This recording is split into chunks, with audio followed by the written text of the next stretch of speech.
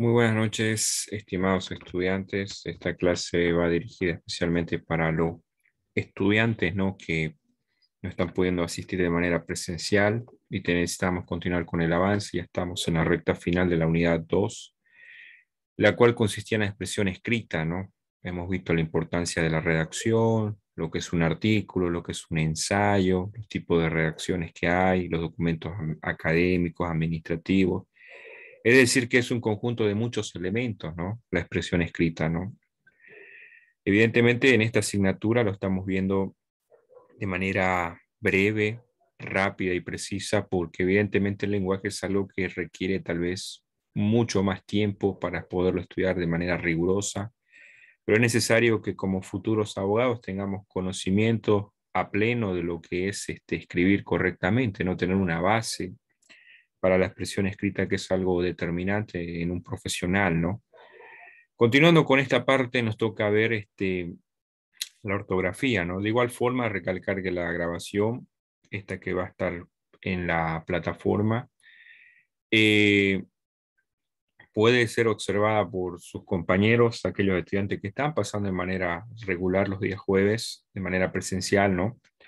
Pero que quieren retroalimentar o ampliar algunos conocimientos, ¿no?, de lo que vemos en el aula, es decir, recordar, poder ampliar, porque estas diapositivas también va a ser compartida ahí en la plataforma. Recordar que todo esto es el parcial número 2, ¿no? Vimos en la unidad 1 temas tanto de la expresión oral como escrita, una introducción de algunos temas y evaluamos sobre eso, ¿no? Pero en esta unidad 2 vamos a evaluar lo que es la expresión, más que todo escrita, y el examen. Y la unidad 3 va a consistir con la expresión oral, ¿no? Pero la evaluación final es de todos los contenidos que hemos venido viendo a lo largo del semestre. Vamos a volver a compartir la pantalla para tener conocimientos acerca del tema que queremos avanzar. Recalcar entonces la importancia de poder visitar cada momento la plataforma, ¿no?, que tenemos ahí, porque de esa forma vamos a trabajar eh, con especialmente los estudiantes que no están pudiendo asistir de manera presencial, ¿no? Sin embargo, también recalco, ¿no? Puedan aprovechar también, en realidad todo el curso pueda beneficiarse con una grabación más que ustedes van a tener, ¿no?, de los temas que estamos avanzando.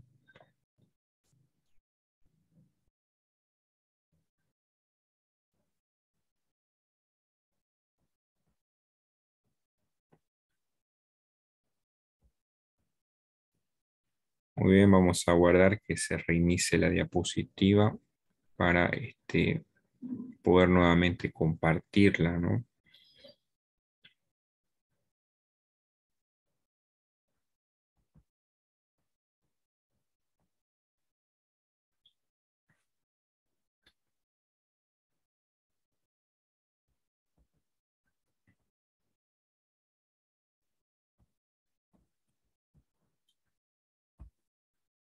Muy bien, ahora sí, entonces vamos a ver lo que es la ortografía, ¿no? Para empezar debemos saber el concepto de ortografía, ¿no? Bueno, dice que procede del latín ortografía y se refiere al conjunto de normas que regulan la escritura, ¿no?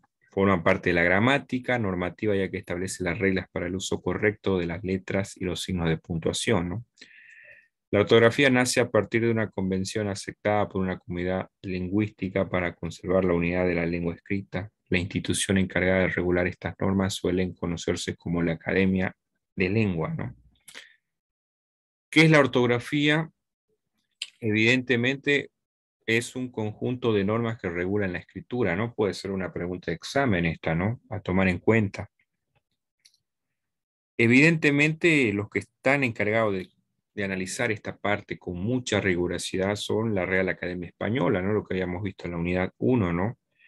Muchos lingüistas expertos están ahí procesando toda la información y viendo el tema de nuestro vocabulario, ¿no?, nuestra gramática. La ortografía tiene un montón de reglas específicas, ¿no? Yo subí un documento durante la unidad 1, ustedes pueden revisar, ahí está, cuáles son las reglas ortográficas, en realidad son bastantes, ¿no? Evidentemente, una de las mejores formas para poder mejorar nuestra ortografía es aprendiendo las reglas, pues, ¿no? Aunque yo en reiteradas veces les he dicho que el secreto para tener una buena ortografía es la lectura, ¿no? Porque es la única forma de asociarnos o conocer las palabras, las letras, ¿no? Si no leemos, no vamos a saber escribir correctamente, ¿no? Pero en las reglas de ortografía tiene que ver el tema de los signos, de puntuación, la coma, el uso de estas herramientas que son importantes, ¿no? La ortografía nace a partir de una convención aceptada por una comunidad lingüística para conservar la unidad de la lengua escrita. La institución encargada de regular estas normas suele conocerse como Academia de la Lengua, ¿no? ¿Cuáles son las reglas de ortografía, no? Existen muchas, pero acá vamos a poner algunas, ¿no? Las reglas ortográficas permiten determinar la forma de escritura correcta de aquellas palabras que incluyen grafías con sonidos muy similares como la G, la J, la B, la C, la Z, la S, la C, eh, la etcétera, ¿no? La diferencia entre la B labial. Las reglas ortográficas, por otra parte, indican cuándo deben tildarse las palabras y cómo emplearse los signos de puntuación, ¿no? Es decir, de que hay que saber distinguir especialmente estas letras, ¿no? La S, la C, la Z, la G, la J, las diferencias que hay entre las B. Y además de ello, hay que saber en qué momento vamos a colocar la tilde, el punto, la coma, abrir comillas, los paréntesis, es decir, que es un conjunto de muchas normas, ¿no? Que en realidad, especialmente lo que son expertos en esto son los lingüistas, los literatos. Sin embargo, todo profesional debería conocer, ¿no? Al menos tener noción básica de poder entender su lenguaje, ¿no? Evidentemente, en nuestra etapa escolar, en el nivel regular, en el colegio, nosotros llevamos siempre el lenguaje, ¿no? Como una materia todos los años. Y en algún momento hemos visto esto, ¿no? Pero la noción que muchos tenemos es decir, en realidad no hemos logrado tal vez consolidar esto porque es muy amplio y querer aprender de manera teórica al 100%, analizando las reglas, llevaría mucho tiempo, ¿no? Una mejor forma práctica, pienso que es la lectura, ¿no? Y ahí vamos a entrar más adelante para poder mejorar la ortografía, ir entendiendo estos detalles, ¿no? Del punto, la coma, las palabras, las vocales y etcétera, ¿no? Sería, ¿por qué es indispensable para el ser humano tener una buena ortografía, ¿no? Dice acá Pippa Morgan, jefe del área educativa del CBI, ella dice lo siguiente, ¿no? Sería un error decir a los jóvenes que la ortografía no es importante en una profesión en particular, porque esas habilidades básicas son las verdaderas vías para llegar a otros cargos, desarrollar nuevas habilidades, ¿no? Puede que los candidatos jóvenes que salen de la universidad tengan todas las herramientas interpersonales, ¿no? Pero si no pueden escribir de manera coherente, las empresas no le darán trabajo, señala Petley. Es indispensable para poder expresarnos correctamente y tener mayor oportunidades en la competencia de estudio y fuentes laborales. Es lo que dicen los expertos, ¿no? En el continente oceánico, por ejemplo, lo que es Australia, Nueva Zelanda, tengo entendido de que para entrar a una empresa, ya sea institución pública o privada, te hacen un examen de ortografía, ¿no? Es decir, que si bien eres bachiller o profesional, ellos son rigurosos con este aspecto, ¿no? Porque tú tienes que, en la mayoría de estas empresas se trabaja con tema de documentación y entonces ellos ven esto como un punto indispensable, ¿no? Para contratar a sus trabajadores, ¿no? En Bolivia vamos a decir de que evidentemente la ortografía no es parte de nuestra cultura, ¿no? Tal vez nosotros no tenemos la costumbre de escribir correctamente, incluso en nuestras redes sociales, cuando mandamos un mensaje, ¿no? Incluso cuando hacíamos en el colegio nuestras carpetas, ¿no? Sin embargo, esto es algo que debemos ir promoviendo.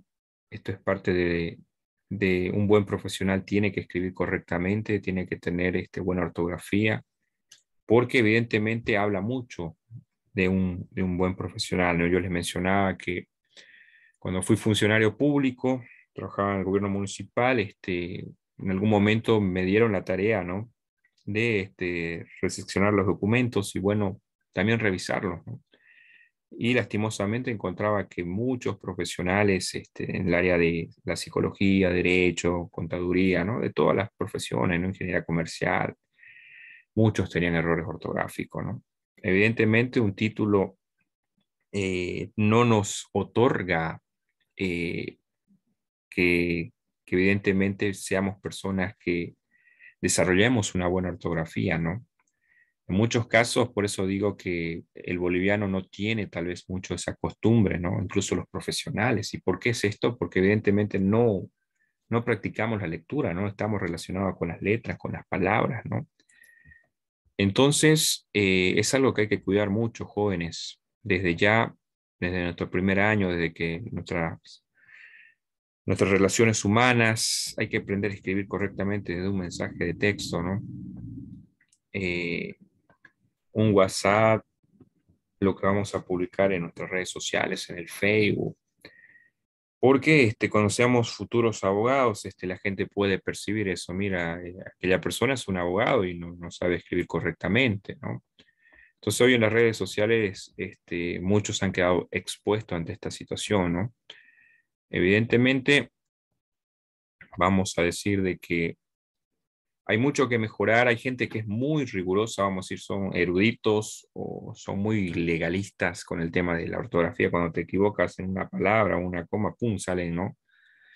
A cuestionarte, ¿no? Pero en realidad, pienso que todos podemos ir mejorando progresivamente. La ortografía es algo que se mejora progresivamente porque vamos conociendo nuevas palabras cuando nos enriquecemos del lenguaje. Vamos distinguiendo en qué momento vamos a hacer una pausa, vamos a poner un punto, una coma. Y eso es cuando evidentemente ustedes están sumergidos con las palabras, ¿no? Y eso es lo único que nos puede dar eh, una relación, una comunión cercana con las palabras, es agarrando los libros. Entonces, ¿qué aspecto se deben tomar en cuenta para mejorar la ortografía, ¿no? El primer consejo, como no podía ser menos, es leer, ¿no? Desde que ha empezado esta asignatura, yo me he enfocado a esto, ¿no? ¿Por qué? Porque considero que el derecho es parte de las humanidades, de las ciencias sociales, y como toda humanidades, ciencias sociales, ya sea la sociología, la antropología, la teología, la historia, las ciencias políticas, somos caracterizados por la lectura, ¿no? La lectura es lo que le da, es el arsenal más importante de nuestra profesión. Usted en el aspecto jurídico va a tener que leer muchas leyes, muchas normativas, y bueno, va a leer, pues, ¿no? La lectura es lo que evidentemente nos ayuda a mejorar esto, ¿no? Y otro punto es la base, por supuesto, es estudiar y memorizar las reglas ortográficas y gramaticales básicas. He percibido que muchos de ustedes tienen buena memoria, ¿no? Al momento de exponer o cuando han rendido las evaluaciones. Entonces pueden emplear también la forma, obviamente, que vamos a decir no es fácil, es compleja, pero no es imposible memorizar poco a poco, ¿no? Las reglas ortográficas. Otra buena manera de practicar son los dictados, ¿no? Lo que realizamos siempre en nuestra etapa escolar. El corrector ortográfico es una manera dinámica de corregir la mayor parte de los errores del texto. Bueno, eso es lo que nos ha proporcionado la tecnología, ¿no? Tenemos un corrector al momento de escribir, tanto en nuestro celular como en nuestro computador. Y yo diría que hasta si tú no estás seguro incluso de escribir una palabra, hoy puedes googlearla y evidentemente ahí te aparece cómo es la escritura correcta, ¿no? Y una cosa que es olvidada hoy en el último tiempo es el uso del diccionario, ¿no? La lengua española es muy rica, ¿no? En cuanto al léxico que manejamos y como decía el gran politólogo Agustín Laje, hacía mucha mención acerca de que en este último tiempo, especialmente en este último tiempo, nosotros, ¿por qué repetimos las mismas palabras? Porque las mismas palabras que hablamos con nuestros amigos, son las que hablamos siempre, las palabras que escuchamos en la tele, en la radio, las que vemos en las redes sociales, porque estamos asociados con eso, ¿no? Con ese tipo de palabras, ¿no? Las mismas de siempre, ¿no? Pero cuando tú agarras un libro, agarras un diccionario, descubres nuevas palabras y eso le va dando una riqueza especial a tu pronunciación. Para ser un buen orador, tú tienes que manejar una amplitud de palabras, ¿no?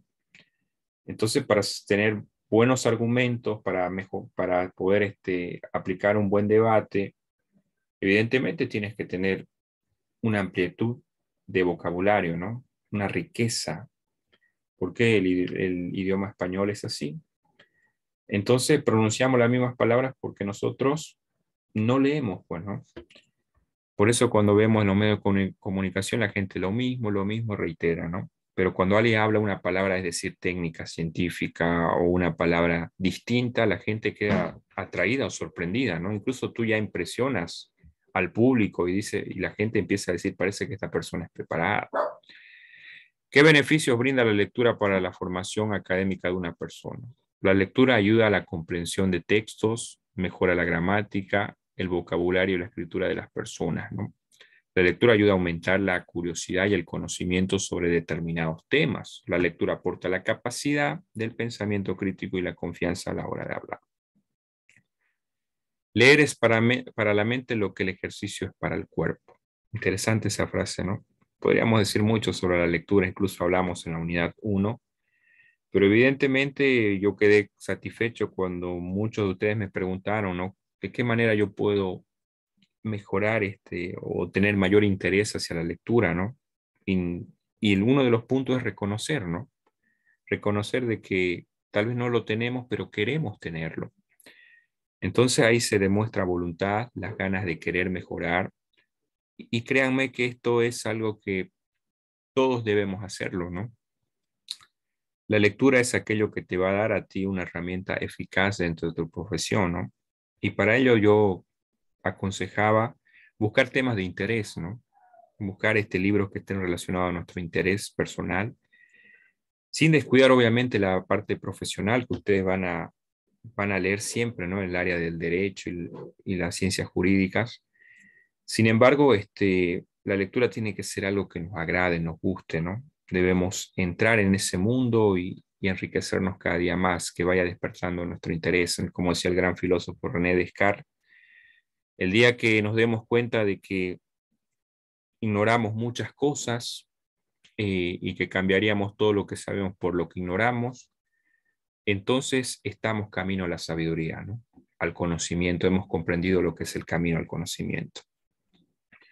Entonces yo sugiero de que evidentemente busquen temas de interés, no sé si te gusta la historia, te gusta la política, te gustan las novelas, vayas empezando por ese ritmo, ¿no? Yo decía, hoy con las redes sociales, o mejor dicho, con el internet, la web, muchos expertos sacan muchas críticas, recomendándonos, dándonos buenas recomendaciones sobre libros de esa área que queremos leer.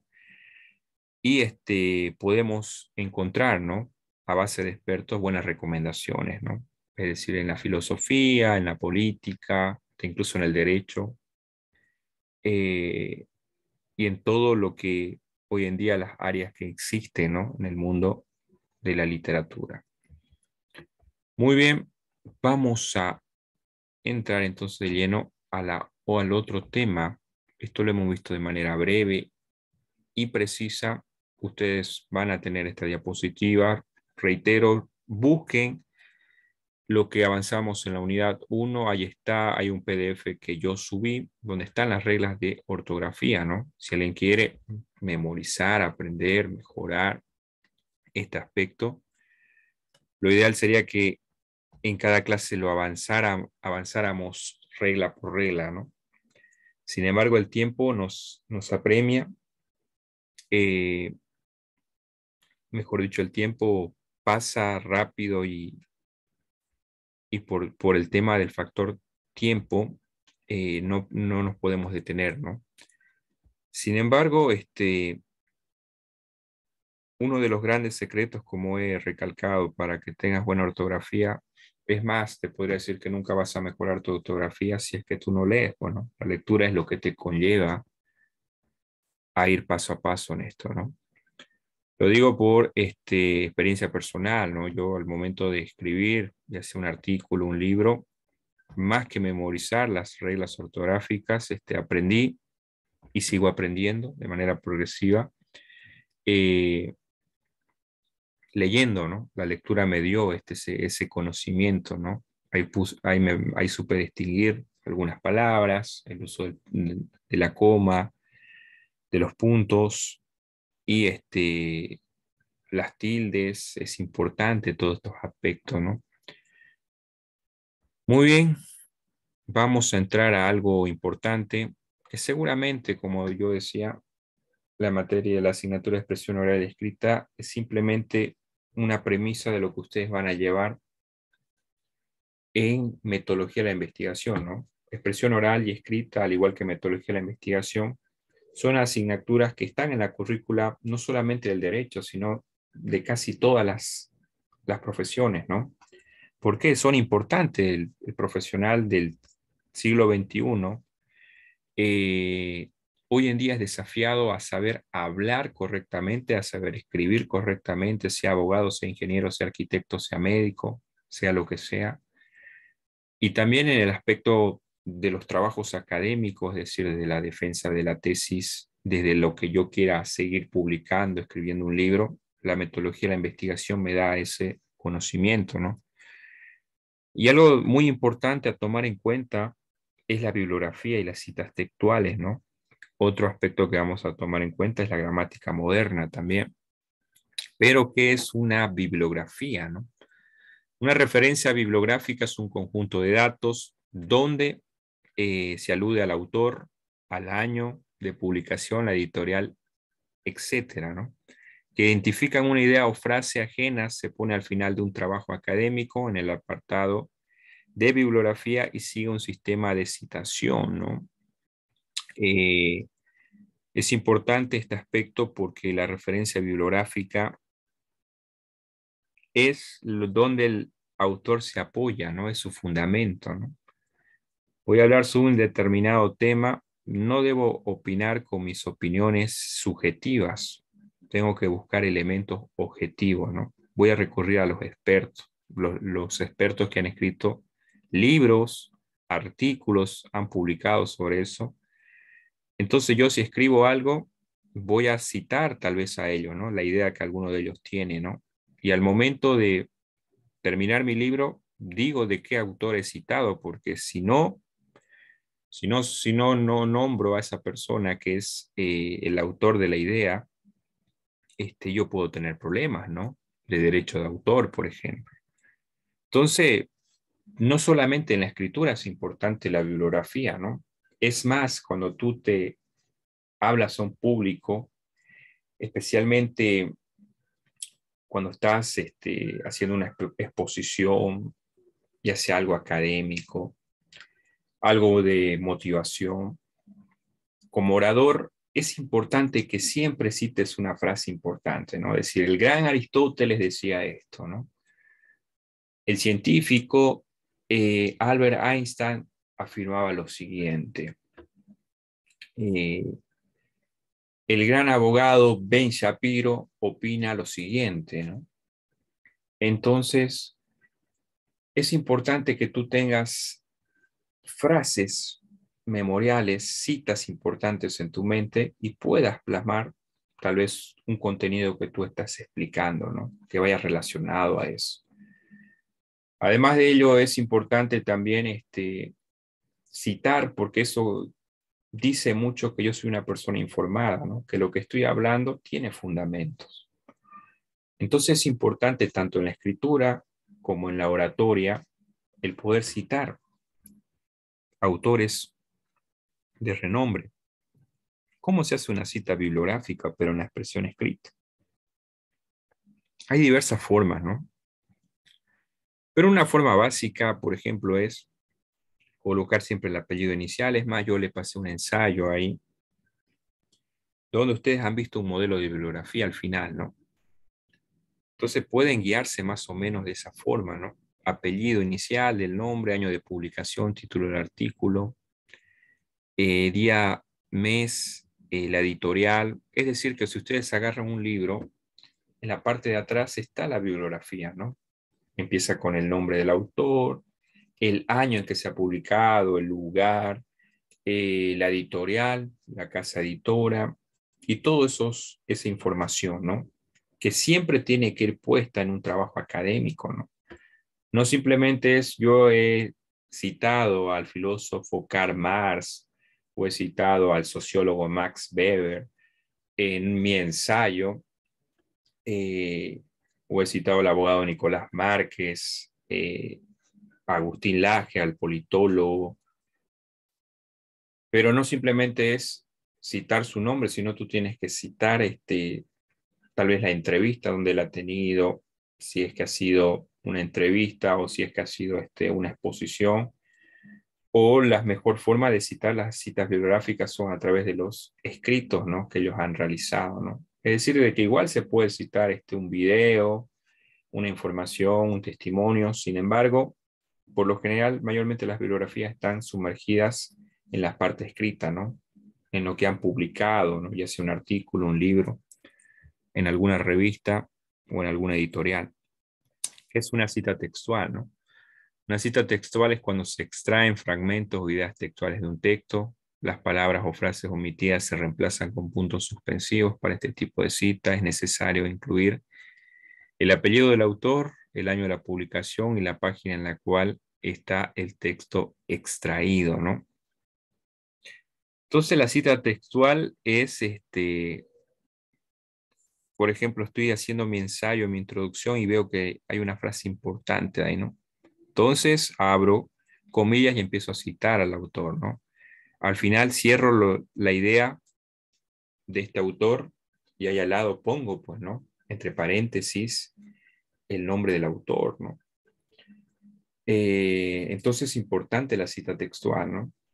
Por eso digo que una cita textual se aplica en la parte de la escritura, pero también se aplica en la oratoria, ¿no? Cuando uno ve a una persona que está citando a muchos autores, es decir, que es una persona informada en el momento de argumentar o debatir, ¿no? Entonces, por ejemplo, los académicos, lo que los caracteriza, como ustedes van a ver sus debates o sus exposiciones, que ellos citan mucho, ¿no? Más que dar sus opiniones subjetivas como sujeto, es decir, opinar con sus sentimientos, sus emociones, que muchas veces suelen hacerlo, pero no hay ningún académico que en alguna exposición no cite a alguien. Siempre citan, porque si son académicos son gente que viven investigando, leyendo, informándose. Entonces esa información la retribuye, ¿no? Y si ellos tienen una idea personal, la asocian o la fundamentan con los, tal vez, exponentes más importantes de la historia de esa área, ¿no? ¿Cuáles son las normas APA? Por ejemplo, hoy en día se está manejando mucho para los trabajos las normas APA, ¿no? ¿Cómo realizar las normas APA? Hoy existen diversos tutoriales en la web, ¿no? En YouTube te puede encontrar miles de formas cómo hacer. Es más, es algo simple, ¿no? Yo estaba en la universidad, manejábamos el formato Toravia, ¿no?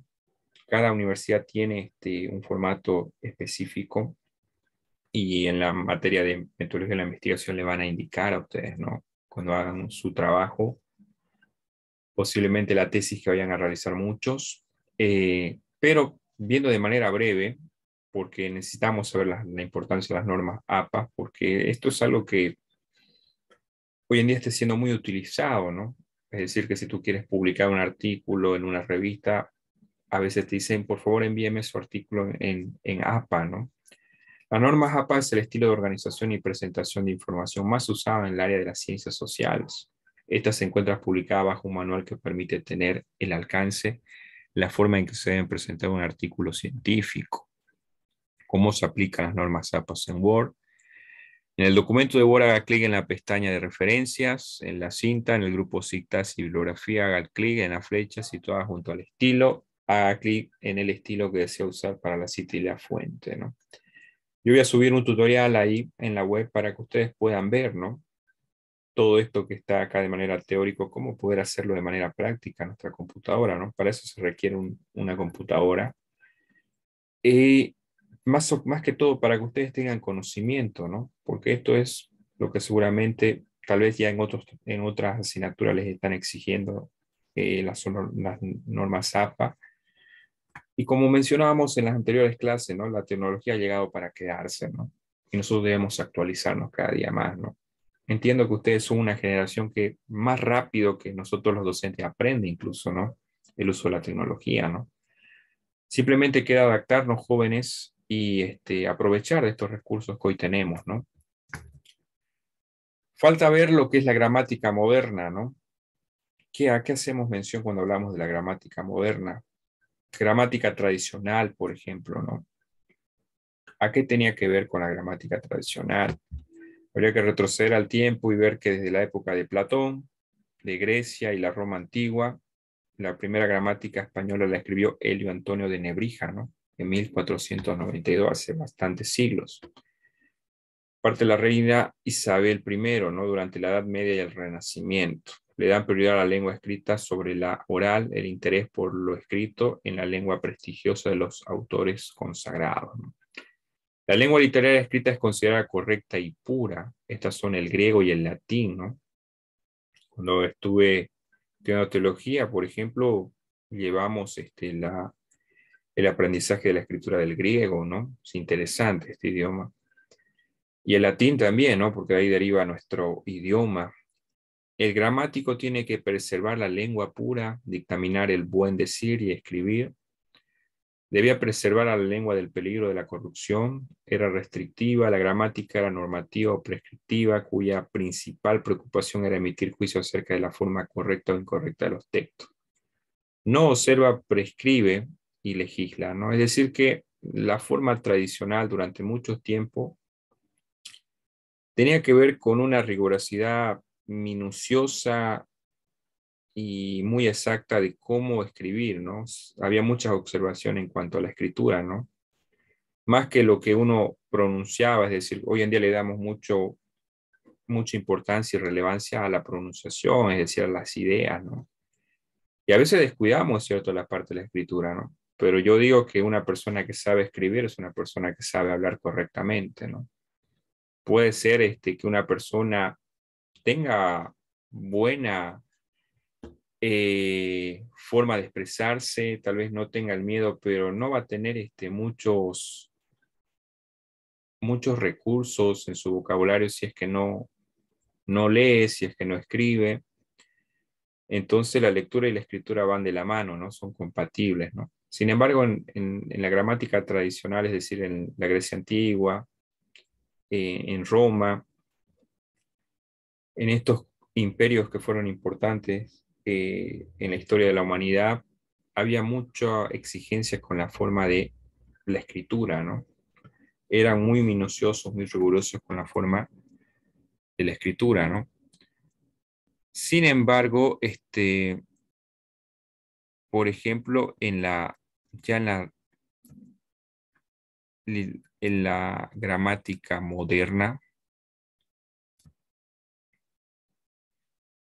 que ya más o menos es de estos últimos siglos, ¿no? De entre el 19, 20 y más adelante, aparecen personajes como Ferdinand de Saussure, que era un lingüista suizo. Él se pregunta con qué sustancia trabaja la lingüística, ¿no? Con el lenguaje humano. El lenguaje humano debe tener en cuenta todas las formas de expresión. El objeto de estudio de la lingüística es el lenguaje. La tarea no es decir que está bien o que está mal, ni cómo la gente tiene que escribir o hablar. Tiene que describir cómo las personas realmente hablan y escriben, ¿no? La lingüística es descriptiva, no prescriptiva. Es el modelo de Noam Chomsky, el gran filósofo y lingüista, ¿no?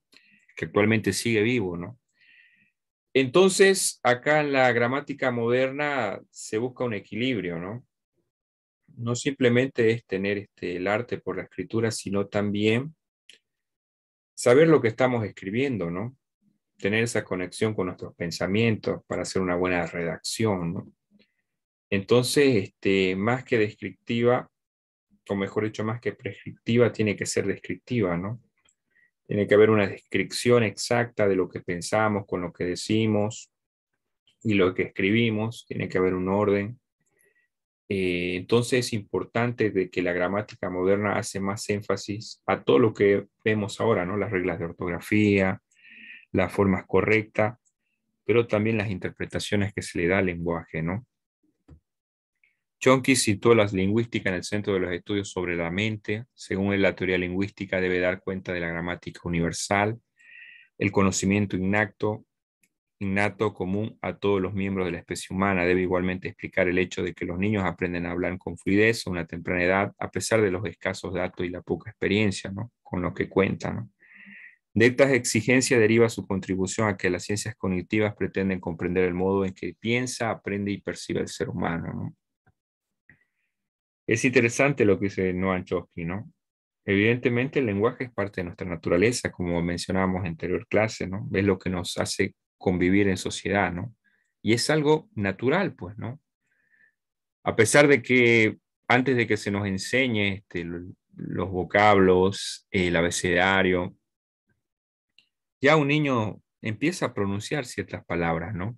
Porque el lenguaje es parte de nosotros. Entonces nosotros lo vamos perfeccionando, obviamente, ¿no? Vamos descubriendo todo el sistema que hay detrás de ello. Cuando vamos creciendo, vamos estudiando y vamos preparándonos, ¿no? Entonces progresivamente vamos mejorando esta etapa, ¿no? Entonces la escritura es importante siempre y cuando tenga conexión, dice la gramática moderna, con lo que pensamos, ¿no? Tiene que haber una conexión, ¿no? Con lo que decimos también, al momento de hacer una buena redacción. Parte de la gramática, puede que esto entre al examen, ¿no? Fonética tiene que ver con la que se ocupa del ordenamiento de los sonidos, ¿no?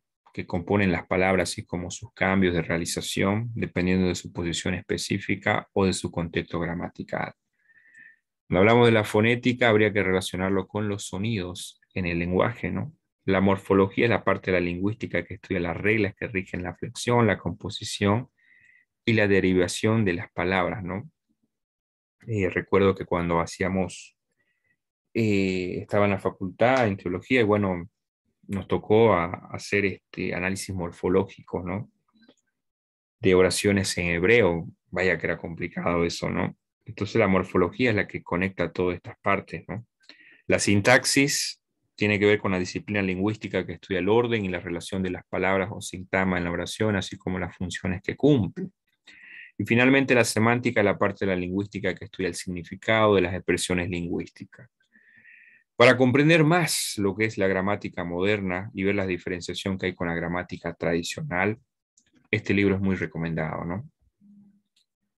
Gramática moderna de la lengua española, ¿no? Yo voy a subir a este autor, ahorita les digo el nombre, pero va a estar este PDF también ahí, este material. Puedan descargarlo, puedan tenerlos siempre estos materiales presentes porque van a ser importantes en la asignatura y también dentro de su etapa como profesional, ¿no? Juan Luis Fuentes se llama el autor, ¿no? Ese libro yo lo voy a subir entonces a la plataforma y la próxima clase, ya estamos ahí cerca del examen, vamos a dialogar un poco más sobre lo que dice acá, ¿no? Es importante, hay mucho contenido en este material. Muy bien, entonces,